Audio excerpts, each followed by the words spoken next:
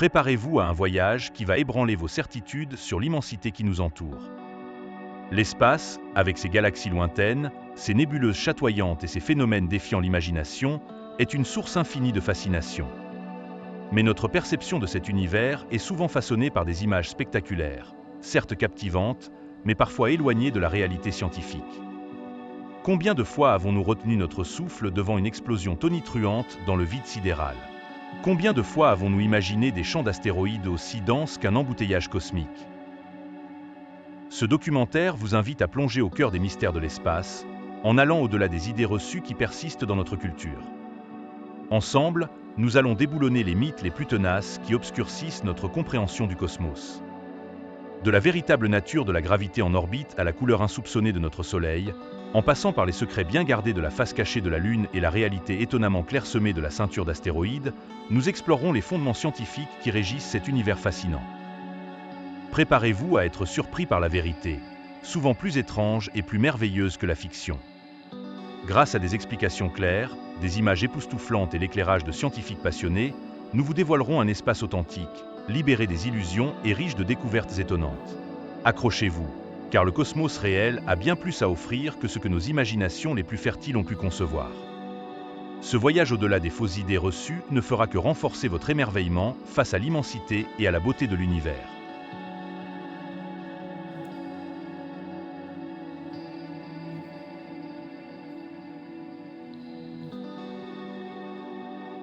Première fausse idée reçue. Le Soleil est jaune. Quand on pense au Soleil, l'image qui nous vient souvent à l'esprit est celle d'une boule de feu jaune éclatante. C'est ainsi qu'il est généralement représenté dans les livres, les dessins et même par le filtre de nos propres yeux. Mais quelle est la véritable couleur de notre étoile ? La lumière émise par le Soleil n'est pas d'une seule couleur, mais elle est composée de toutes les couleurs de l'arc-en-ciel, un spectre continu allant du rouge au violet. Ces couleurs sont émises en différentes intensités. Le Soleil émet le plus de lumière dans la partie vert-jaune du spectre visible. Si l'on mélange toutes ces couleurs ensemble avec leurs intensités respectives, on obtient du blanc. Imaginez une ampoule blanche. Elle émet toutes les couleurs de la lumière, et c'est leur mélange qui nous apparaît blanc. Le Soleil fonctionne de manière similaire. La raison pour laquelle nous voyons généralement le Soleil jaune est due à l'atmosphère de la Terre. Lorsque la lumière du Soleil traverse l'atmosphère, elle interagit avec les molécules d'air et les petites particules. Un phénomène appelé diffusion de Rayleigh explique cela. Les longueurs d'onde plus courtes de la lumière, comme le bleu et le violet, sont diffusées plus efficacement par l'atmosphère dans toutes les directions. C'est pourquoi le ciel nous apparaît bleu. Le trajet de la lumière au lever et au coucher du Soleil. Au lever et au coucher du Soleil, la lumière doit traverser une couche d'atmosphère beaucoup plus épaisse. Encore plus de lumière bleue est diffusée, ainsi qu'une partie du vert. Les longueurs d'onde plus longues, comme l'orange et le rouge, sont moins diffusées et parviennent à nos yeux, donnant au Soleil cette couleur flamboyante. La couche d'ozone, située principalement dans la stratosphère, bien au-dessus de la troposphère où se déroule la majeure partie des phénomènes météorologiques et de la diffusion de Rayleigh, a un rôle crucial dans l'absorption d'une grande partie du rayonnement ultraviolet nocif provenant du Soleil. Elle absorbe certaines longueurs d'onde de la lumière, mais son impact direct sur la couleur visible du Soleil que nous percevons est moins significatif que celui de la diffusion de Rayleigh par les principaux gaz atmosphériques. Bien que la couche d'ozone soit vitale pour nous protéger des rayons UV, c'est principalement l'interaction de la lumière solaire avec les molécules d'azote et d'oxygène dans l'ensemble de l'atmosphère terrestre, la diffusion de Rayleigh, qui est responsable de la couleur bleue du ciel et de la couleur jaune, orange ou rouge que nous percevons pour le Soleil. La comparaison avec le ciel. Pensez au ciel bleu en journée et aux couleurs chaudes du coucher de soleil. C'est la même physique à l'œuvre, mais observée sous des angles différents. Contrairement à l'image populaire, le Soleil est en réalité une étoile blanche. C'est notre atmosphère terrestre qui filtre et diffuse sa lumière, nous le faisant percevoir comme jaune et parfois orange ou rouge. La prochaine fois que vous regarderez un coucher de soleil, rappelez-vous que vous êtes en train d'observer un magnifique effet d'optique atmosphérique. Deuxième fausse idée reçue. La face cachée de la Lune est toujours sombre. On entend souvent parler de la face cachée de la Lune. Ce terme évoque un endroit mystérieux, plongé dans une nuit éternelle, invisible à nos yeux. Mais cette idée reçue est-elle conforme à la réalité ? La moitié de la Lune est-elle constamment dans l'obscurité ? La Lune tourne sur elle-même en environ le même temps qu'elle met pour orbiter autour de la Terre. C'est ce qu'on appelle la rotation synchrone. C'est pourquoi elle nous présente toujours la même face. Imaginez deux danseurs qui se tiennent par la main et tournent l'un autour de l'autre. Si l'un des danseurs ajuste sa propre rotation de manière précise, il gardera toujours la même face tournée vers son partenaire. Comme la Terre, la Lune est éclairée par le Soleil. Elle a donc aussi un cycle de jour et de nuit. La durée d'un jour lunaire et d'une nuit lunaire est d'environ 2 semaines terrestres. Pendant que la face visible de la Lune connaît sa nuit, la face cachée est éclairée par le Soleil, et inversement. Les deux faces de la Lune reçoivent donc la lumière du Soleil pendant environ la moitié de son cycle orbital. La raison pour laquelle nous ne voyons jamais directement cette face depuis la Terre est uniquement due à cette rotation synchrone. Elle est toujours tournée dans la direction opposée à nous.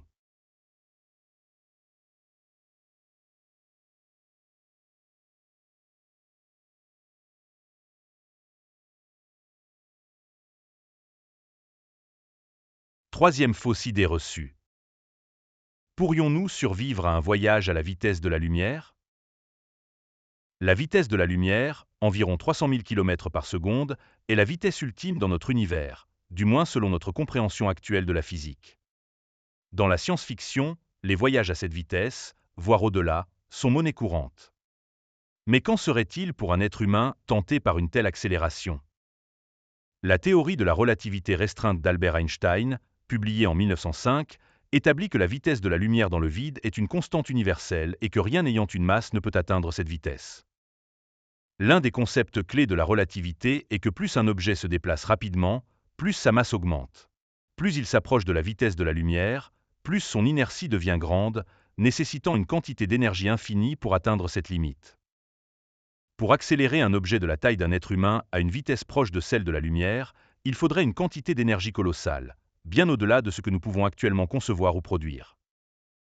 Même une accélération rapide à une fraction significative de la vitesse de la lumière engendrerait des forces G, forces gravitationnelles apparentes, absolument insoutenables pour le corps humain. Pensez à l'accélération ressentie lors du décollage d'une fusée, qui est déjà très forte. À des vitesses proches de celles de la lumière, ces forces seraient des milliards de fois supérieures, écrasant instantanément tout organisme vivant. L'énergie cinétique d'un objet augmente avec le carré de sa vitesse. À des vitesses relativistes, proches de celles de la lumière, cette énergie devient phénoménale. La moindre collision avec une particule interstellaire aurait l'effet d'une bombe atomique pour le vaisseau et ses occupants. Face à ces obstacles physiques, la science-fiction a imaginé diverses solutions pour contourner la limite de la vitesse de la lumière.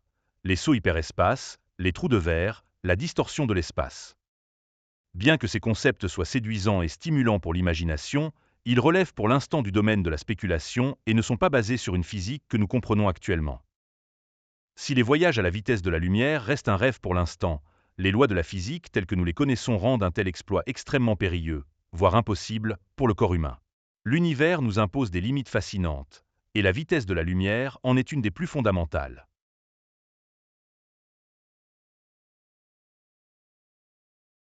Quatrième fausse idée reçue. Les champs d'astéroïdes sont difficilement franchissables. La ceinture d'astéroïdes, située entre les orbites de Mars et de Jupiter, est souvent imaginée comme un endroit chaotique et périlleux, rempli de roches spatiales prêtes à percuter le moindre vaisseau imprudent.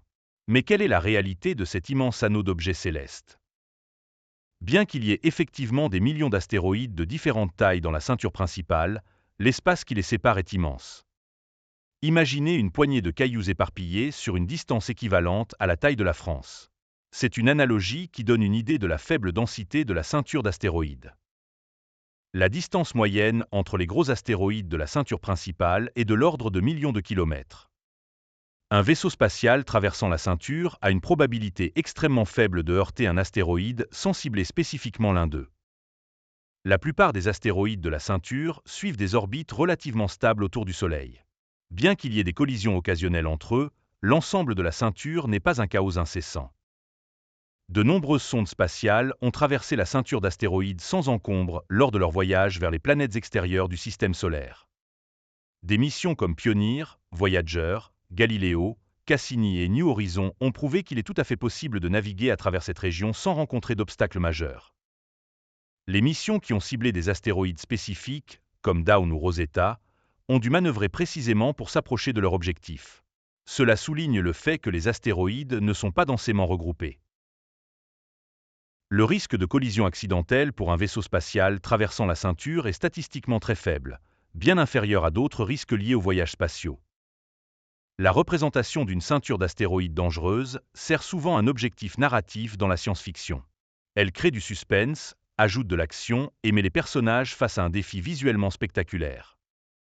Simplification pour le public. Il est plus facile de visualiser un champ d'obstacles dense qu'un espace vide parsemé de quelques roches lointaines. La fiction prend souvent des libertés avec la réalité scientifique pour des raisons de narration et d'impact visuel. Contrairement à ce que l'on voit souvent au cinéma, la ceinture d'astéroïdes est en réalité un vaste espace où les roches sont très éloignées les unes des autres.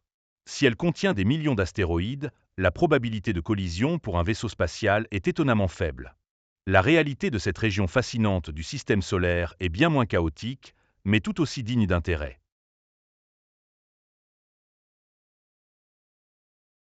Cinquième fausse idée reçue. Les trous noirs. Les trous noirs sont parmi les objets les plus fascinants et les plus mystérieux de l'univers. Leur gravité intense est légendaire, alimentant l'image de monstres cosmiques capables d'engloutir tout ce qui s'approche un peu trop. Mais cette représentation correspond, elle, à la réalité de leur influence gravitationnelle? Les trous noirs aspirent-ils tout ce qui se trouve autour d'eux, comme des aspirateurs cosmiques?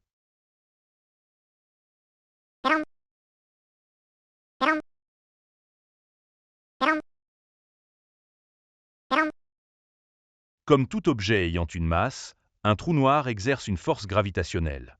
L'intensité de cette force dépend de deux facteurs principaux, la masse du trou noir et la distance par rapport à son centre.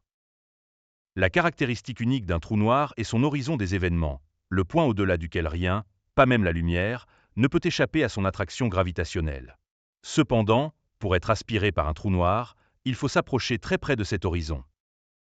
Imaginez notre Soleil. Il exerce une force gravitationnelle énorme qui maintient toutes les planètes de notre système solaire en orbite. Si, par un miracle, le Soleil était instantanément remplacé par un trou noir ayant exactement la même masse, les orbites des planètes resteraient inchangées. La Terre continuerait à orbiter à la même distance et à la même vitesse. À des distances considérables de l'horizon des événements, la force gravitationnelle d'un trou noir est la même que celle d'un objet normal ayant la même masse. Un vaisseau spatial passant à une distance de plusieurs millions de kilomètres d'un trou noir supermassif ne serait pas aspiré de manière incontrôlable. Il suivrait une orbite, tout comme les planètes autour d'une étoile. Les observations astronomiques montrent de nombreuses étoiles orbitant à grande vitesse autour du trou noir supermassif situé au centre de notre galaxie, Sagittarius A étoile. Ces étoiles maintiennent des orbites stables à des distances considérables du trou noir. La matière qui s'approche trop près d'un trou noir peut former un disque d'accrétion en rotation autour de lui. Cette matière spirale vers l'intérieur et peut être chauffée à des millions de degrés, émettant un rayonnement intense. Ce n'est pas une aspiration soudaine, mais un processus orbital complexe. Si la gravité d'un trou noir est intense, son influence diminue rapidement avec la distance, tout comme celle de n'importe quel autre objet massif. Pour être irrémédiablement attiré au-delà de l'horizon des événements, il faut s'en approcher très près. Loin de là, les objets peuvent orbiter autour des trous noirs de manière stable, tout comme les planètes autour d'une étoile. L'image du trou noir aspirant tout sur son passage est une simplification spectaculaire, mais la réalité de leur interaction gravitationnelle est plus nuancée et tout aussi fascinante.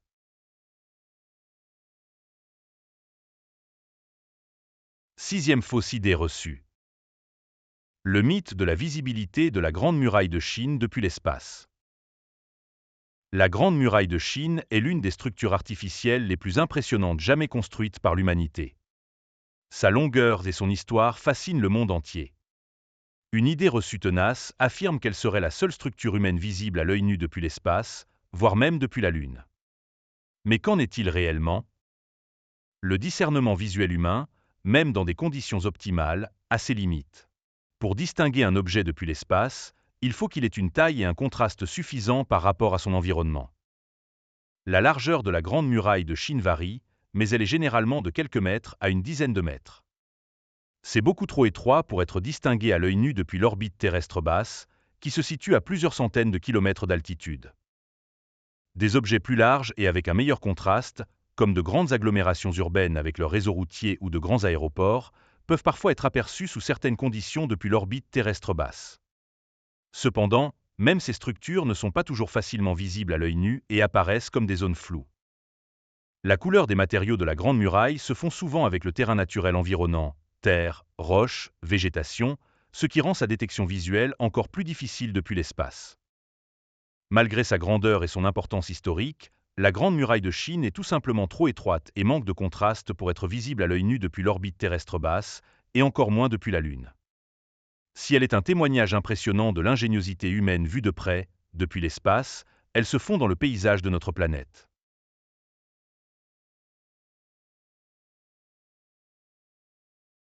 Septième fausse idée reçue. Le vide spatial est-il un froid absolu? Le vide spatial, un endroit presque dépourvu de matière, évoque souvent une image de froid extrême. Notre expérience terrestre nous dit que l'absence d'air est associée à des températures glaciales. Mais qu'en est-il réellement dans l'immensité de l'espace? La température est une mesure de l'énergie cinétique moyenne des particules, atomes et molécules, dans un système. Plus les particules bougent rapidement, plus la température est élevée. Le vide spatial est caractérisé par une densité de particules extrêmement faible. Dans certaines régions de l'espace profond, il peut y avoir seulement quelques atomes ou molécules par mètre cube. Avec si peu de particules, la notion de température ambiante devient presque dénuée de sens de la manière dont nous la comprenons sur Terre. Sur notre planète, nous ressentons le froid par conduction, transfert de chaleur par contact direct, et par convection, transfert de chaleur par le mouvement des fluides, comme l'air. Dans le vide spatial, il n'y a pratiquement pas de matière pour conduire ou convecter la chaleur. Le principal mécanisme de transfert de chaleur dans l'espace est le rayonnement thermique. Tout objet émet et absorbe des ondes électromagnétiques, y compris la lumière infrarouge, qui est une forme de chaleur, en fonction de sa température et de ses propriétés de surface. Un objet exposé directement au rayonnement solaire dans l'espace peut absorber une grande quantité d'énergie et devenir extrêmement chaud, même si le vide environnant est froid au sens de la densité de particules. La température d'un vaisseau spatial ou d'une combinaison spatiale en plein soleil peut monter très haut. À l'ombre, ou loin d'une source de rayonnement importante, un objet dans l'espace perd de la chaleur en rayonnant de l'énergie thermique dans le vide. Comme il n'y a pas de particules chaudes pour lui transférer de la chaleur en retour, sa température peut chuter considérablement. Les outils laissés par les astronautes sur la Lune, exposés au Soleil pendant le jour lunaire, qui dure environ 2 semaines terrestres, ont atteint des températures supérieures à l'ébullition de l'eau. Pendant la nuit lunaire, ils ont chuté à des températures cryogéniques. Si un être humain était exposé au vide spatial sans protection, la principale préoccupation ne serait pas le froid ambiant, au sens de la température de l'air, mais plutôt la perte rapide de chaleur corporelle par rayonnement et par l'évaporation des fluides corporels dans le vide. Bien que le vide lui-même n'ait pas de température élevée ou basse au sens habituel, la perte rapide d'énergie thermique du corps provoquerait une sensation de froid intense et dangereuse. Loin d'être simplement froid, le vide spatial est un environnement où le transfert de chaleur est régi par le rayonnement. Un objet peut devenir brûlant au soleil et glacé à l'ombre. La sensation de froid intense que ressentirait un être humain exposé au vide est due à la perte rapide de sa propre chaleur corporelle dans cet environnement presque vide. Huitième fausse idée reçue. Les sons dans l'espace. L'image de vaisseaux spatiaux glissant silencieusement à travers l'immensité du cosmos est un trope familier de la science-fiction. On pourrait facilement penser que l'absence d'atmosphère dans l'espace signifie un silence complet lors des voyages interstellaires. Mais qu'en est-il de la réalité sonore de ces aventures hors de notre planète? Le son est une onde mécanique qui se propage à travers un milieu, qu'il s'agisse de l'air, de l'eau ou d'un solide. Les vibrations d'une source sonore font vibrer les particules de ce milieu, et ces vibrations se propagent jusqu'à nos oreilles. Le vide spatial est par définition un espace presque dépourvu de matière. La densité de particules est extrêmement faible, ce qui signifie qu'il n'y a pratiquement pas de molécules pour transmettre les vibrations sonores. Conséquence, pas de propagation du son. Dans le vide spatial, un vaisseau spatial qui allume ses moteurs ne produira aucun son audible à l'extérieur. De même, une explosion dans l'espace se déroulera dans un silence total. Cependant, à l'intérieur d'un vaisseau spatial, la situation est très différente. Les systèmes de support de vie, les pompes, les ventilateurs, les ordinateurs et les mouvements des astronautes eux-mêmes génèrent du bruit. Les voyages spatiaux sont loin d'être silencieux pour les équipages.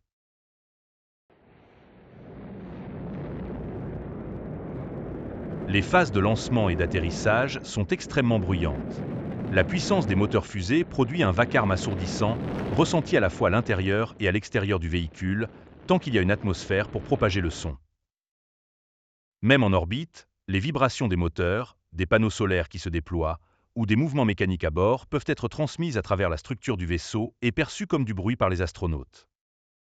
L'ajout de sons aux séquences spatiales dans les films est un choix artistique pour rendre l'action plus immersive et compréhensible pour le public. Un silence total pourrait sembler étrange et déconnecté de notre expérience quotidienne.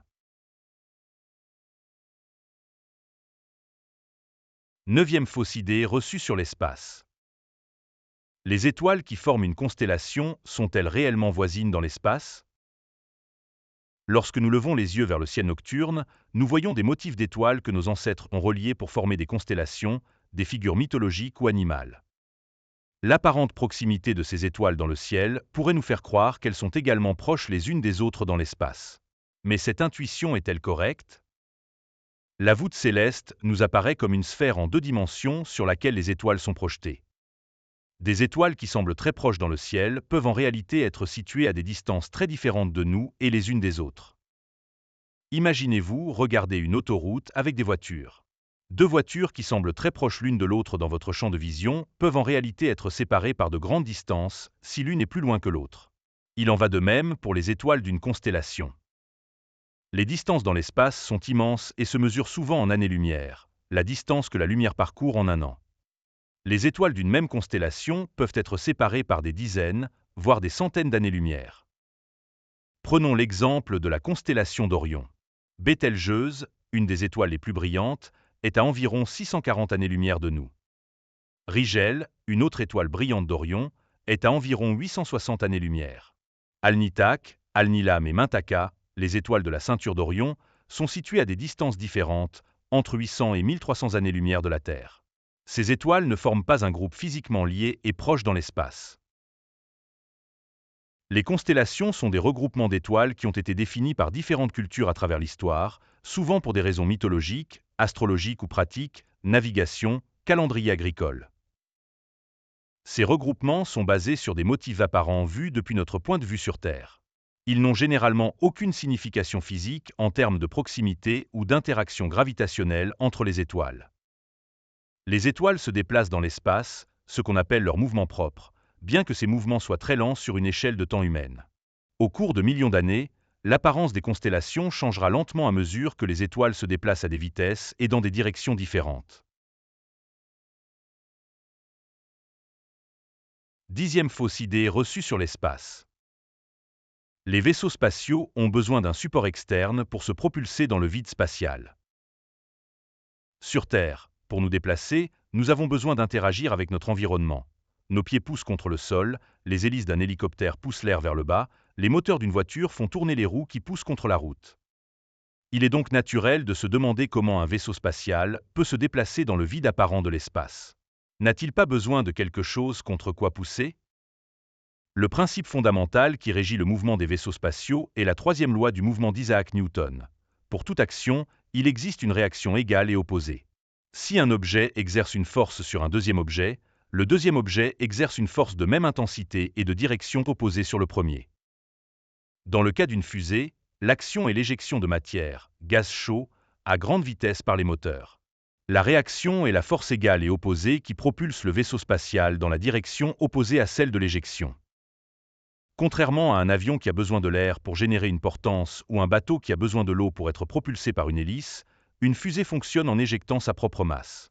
Elle n'a pas besoin de pousser contre l'espace lui-même, car l'éjection de matière crée la force nécessaire à son mouvement. Imaginez un ballon de baudruche que vous gonflez et relâchez. L'air s'échappe par l'ouverture, l'action, et le ballon est propulsé dans la direction opposée, la réaction. Un moteur de fusée fonctionne sur le même principe, mais de manière beaucoup plus contrôlée et puissante.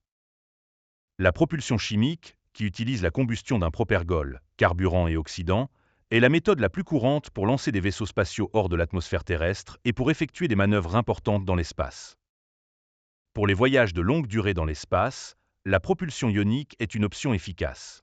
Elle fonctionne en accélérant des ions, atomes chargés électriquement, à de très haute vitesse et en les éjectant.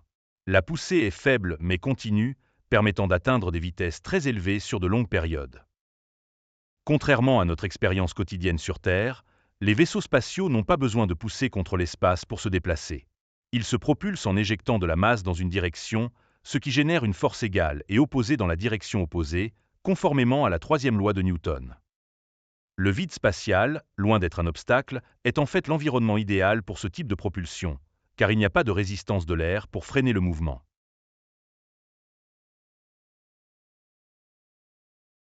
11e fausse idée reçue. On peut survivre quelques secondes dans le vide spatial sans protection. Dans la science-fiction, il arrive souvent de voir des astronautes brièvement exposés au vide spatial sans subir de dommages irréversibles. On pourrait alors penser qu'il est possible de survivre quelques secondes dans le vide en retenant simplement sa respiration. Mais quelle est la réalité physiologique de cette exposition?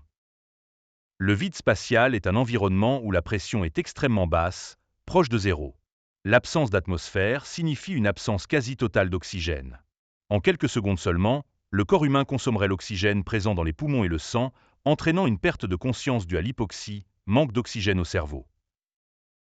À la pression du vide, l'eau et les autres fluides corporels, comme la salive, les larmes, le sang, commenceraient à s'évaporer et à bouillir.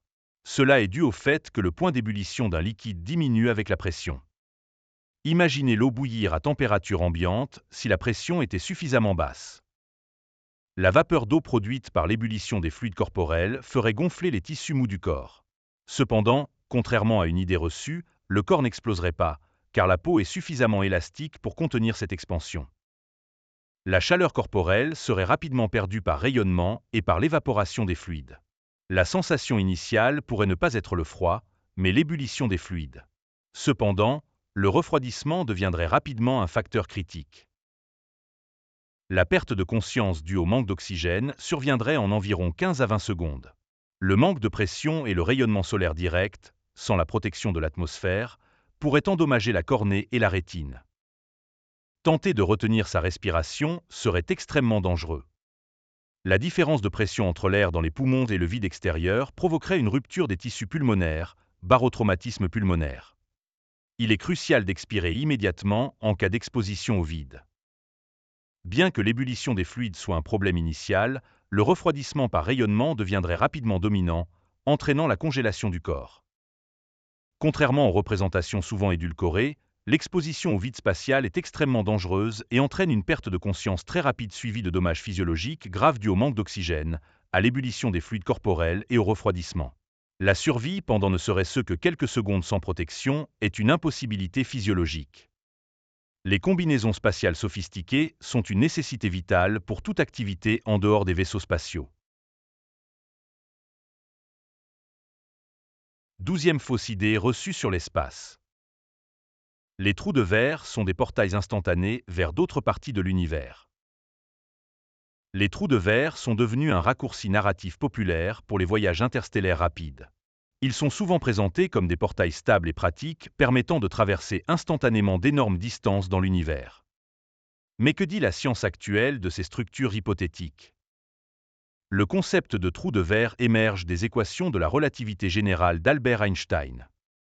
Ces équations décrivent la gravité comme une courbure de l'espace-temps, et certaines solutions théoriques suggèrent la possibilité de ponts ou de tunnels reliant deux régions distinctes de l'espace-temps.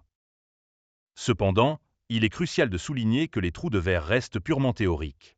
Aucune preuve observationnelle n'a jamais confirmé leur existence.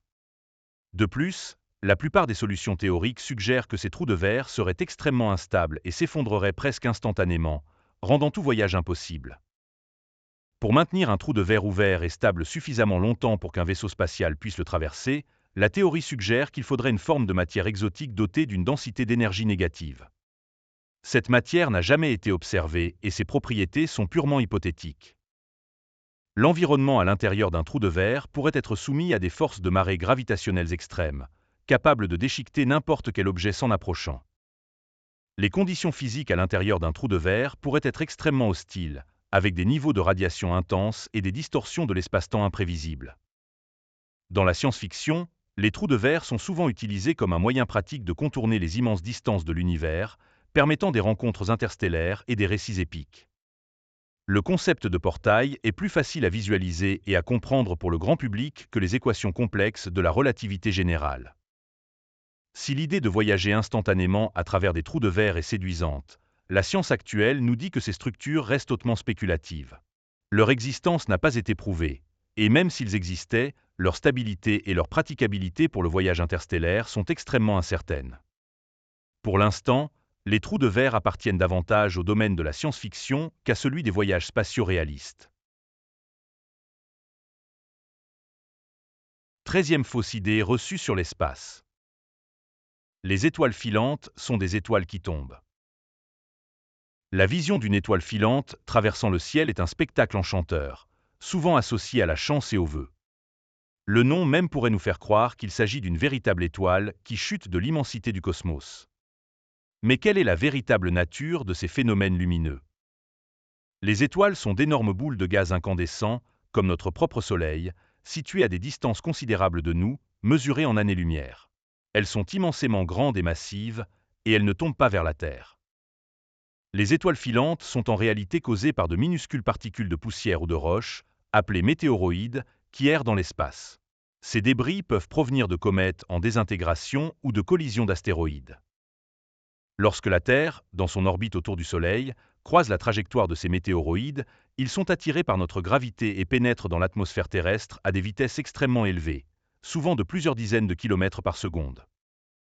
En entrant dans l'atmosphère à ces vitesses phénoménales, les météoroïdes subissent une friction intense avec les molécules d'air. Cette friction chauffe la surface du météoroïde à des milliers de degrés Celsius, le faisant brûler et ioniser l'air sur son passage.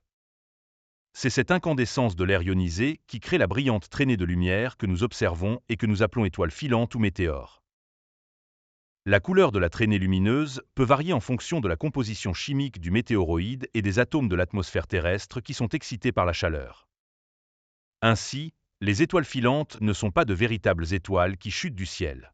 Ce sont de minuscules fragments de matière spatiale qui brûlent spectaculairement en entrant dans notre atmosphère. La prochaine fois que vous en verrez une, rappelez-vous que vous êtes témoin de la désintégration d'un petit voyageur cosmique, bien loin des étoiles massives et lointaines.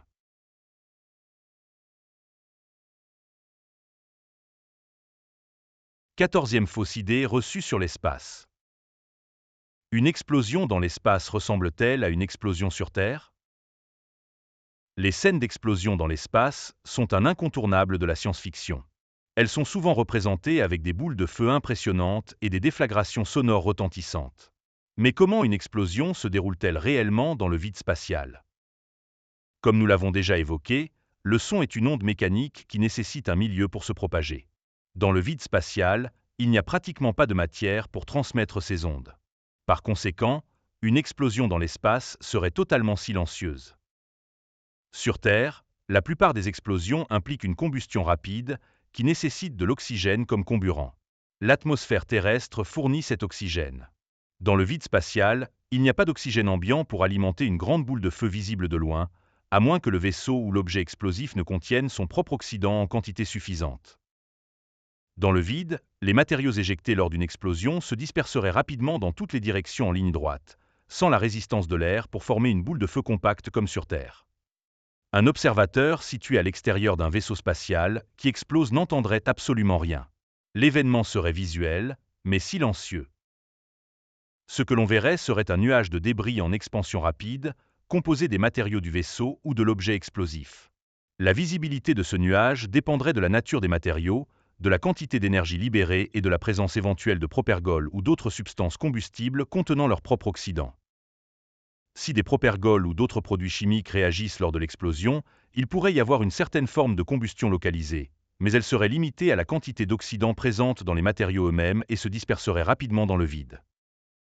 Contrairement aux explosions terrestres qui génèrent des ondes de choc dans l'air, les explosions spatiales créeraient des ondes de choc dans les matériaux du vaisseau ou dans tout milieu très ténu présent localement, comme un disque d'accrétion autour d'un trou noir, mais pas une onde de choc sonore se propageant dans le vide. La prochaine fois que vous verrez une explosion tonitruante dans l'espace au cinéma, rappelez-vous que dans la réalité, cet événement serait silencieux. Les explosions spatiales sont des phénomènes visuels de dispersion de matière, dont l'apparence dépend de la composition et de l'énergie libérée, mais qui se déroulent dans le silence du vide.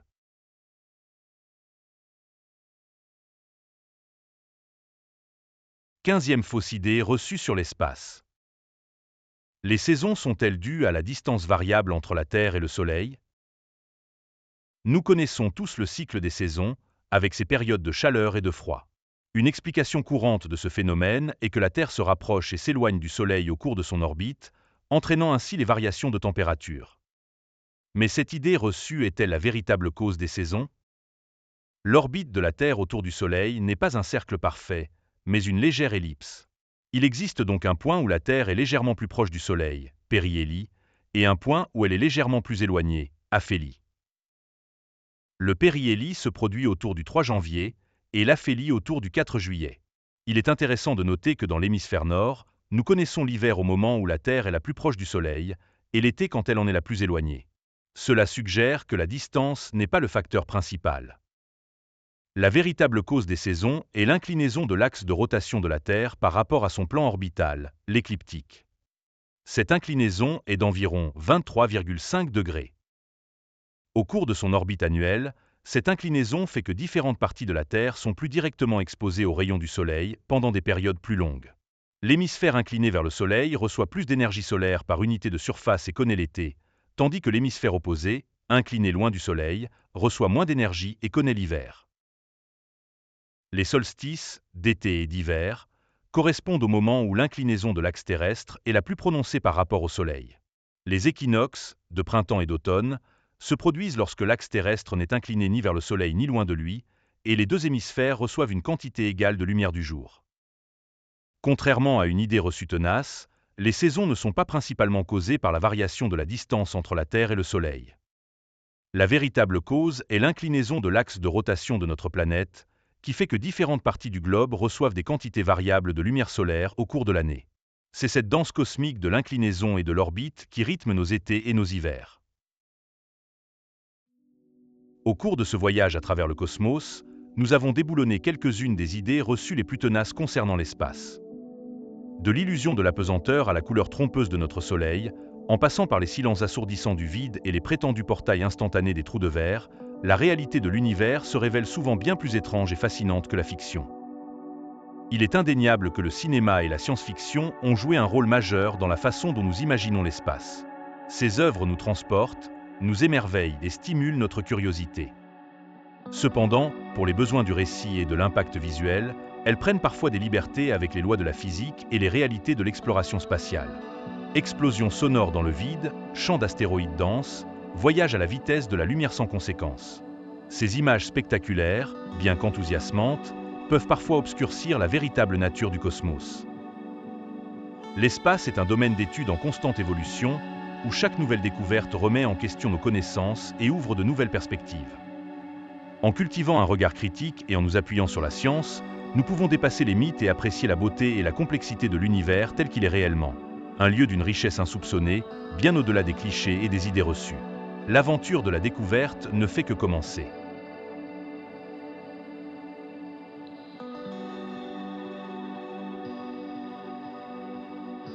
Merci d'avoir visionné ce documentaire. Si vous avez aimé ce voyage et son histoire, pensez à vous abonner pour ne pas manquer les futurs documentaires à paraître.